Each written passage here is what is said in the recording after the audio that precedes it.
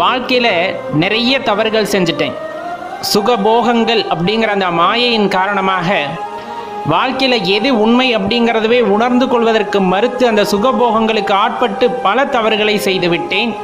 இனிமேல் நான் வாழ்க்கையை தேடி போகலாமா அல்லது இறைவனை நாடி செல்லலாமா, சிவத்தை உணர முற்படலாமா அப்படிங்கிற அந்த ஐயப்பாடு ஒரே ஒரு விஷயம் தான் நம்ம நல்லா தெரிஞ்சுக்கணும். இது எல்லாம் கர்மாவின் காரணமாக ஆரம்ப காலகட்டங்கள் நம் மனதை இருள் சூழ்ந்து கொண்டது போல அந்த மாயையானது நம்மை மயக்கி இந்த உலக இன்பங்களுக்குள் நம்மை போட்டு அழுத்தி விடுகின்றன. அதிலிருந்து வெளியே சிவபெருமானை நினைப்பதே அவரோட கருணை.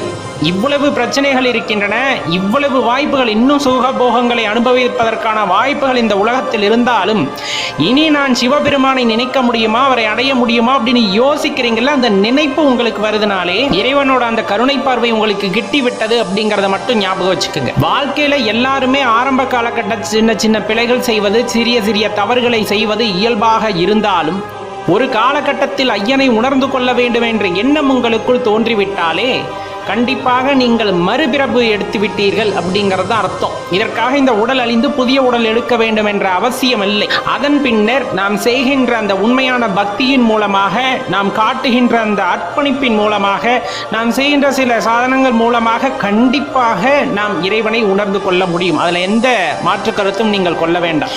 மனசுக்குள்ள எந்த அழுக்குமே வேண்டாம். செய்த தவறுகள் தவறுகளாக இருந்துவிட்டு போகின்றன. அதை நினைத்து நம் வாழ்க்கையில் இனி எந்த மாறுதலும் வரப்போவதில்லை.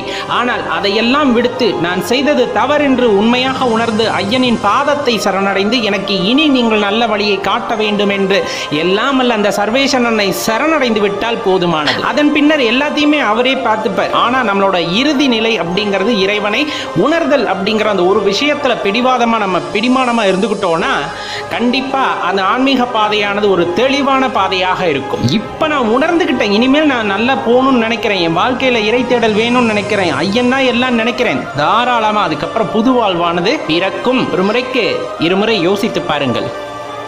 நாம் செய்த தவறுகள் பெரிதா, இறைவன் நம் மீது காட்டுகின்ற இரக்கம் பெரிதா அப்படின்னா இறைவன் நம் மீது காட்டுகின்ற இரக்கமே பெரிதாக இருக்கும். அவருடைய குழந்தைகள் அல்லவா?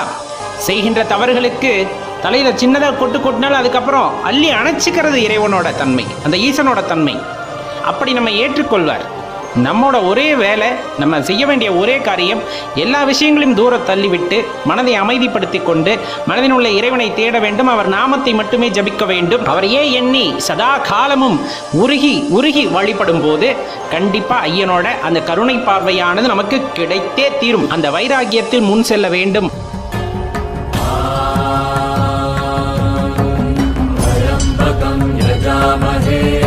सुगन्धिं पुष्टिवर्धनम् पूर्वारुकमिव बन्धुम्